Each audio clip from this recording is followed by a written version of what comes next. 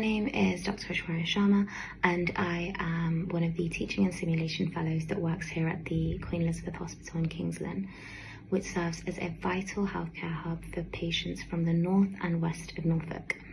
The hospital is currently part of the new hospital programme that the government has initiated, which means there's currently a lot of work underway to transform the hospital into an even more state-of-the-art facility. We are proud to host medical students from the University of Cambridge, the University of East Anglia, and now would like to welcome the students from New Anglia University. We have a dedicated medical education team that work strictly with the undergraduate medical students to ensure minimal overlap between the student groups, to ensure that everybody is able to get their own time and have, enjoy a hands-on immersive experience and get the most from being at this hospital. Aside from the learning that will be provided by the consultants, registrars and foundation doctors whilst on wards, there is also dedicated teaching that will be provided by the teaching and simulation fellows as well as from the hospital, and that's on a daily basis. So on Mondays there is diabetic teaching, on Tuesdays there is acute medicine teaching, on Wednesdays there are the grand rounds, on Thursdays there are IMG teaching, and on Friday we end the week with stroke teaching. So there's plenty of learning opportunities here.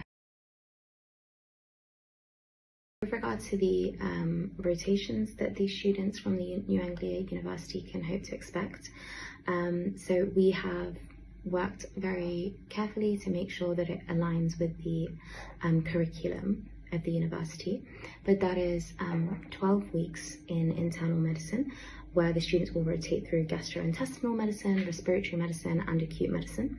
There is then 12 weeks on surgery, where the students will rotate through general surgery, trauma and orthopedics, as well as urology. There is then 6 weeks on the obstetric and gynecology ward, 6 weeks on paediatrics, 6 weeks on psychiatry, and then the students have the opportunity to engage in an elective rotation.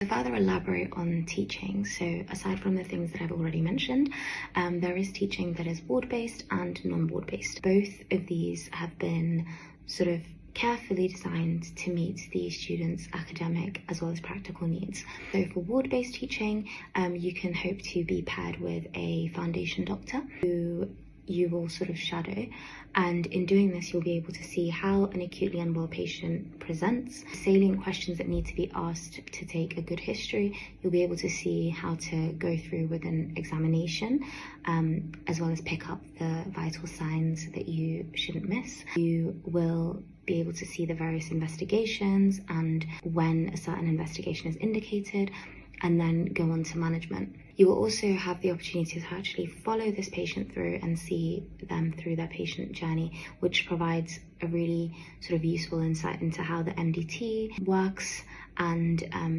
just how to provide good holistic care for the patients.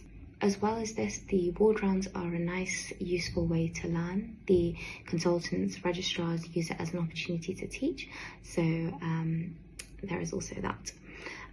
With regard to non-ward-based teaching, there will be the simulation fellows, such as I, who do use sort of advanced technology to replicate real-life scenarios. So you will have the opportunity to learn in a high-fidelity environment. So there'll be a simulation of an acutely deteriorating patient, and it's an incredible learning resource, and we always get incredible feedback about the usefulness of our simulation teaching. There's also e-learning resources that are tailored to specific needs that you will have access to, as well as regular teaching that is held by consultants or registrars within the various specialties. And then there will also be training in both soft skills as well as clinical competencies as well. You will be basic life support trained when you come to the hospital, and there will also be sort of insight into ILS and ALS as well, so to further help develop the clinical preparedness of the students.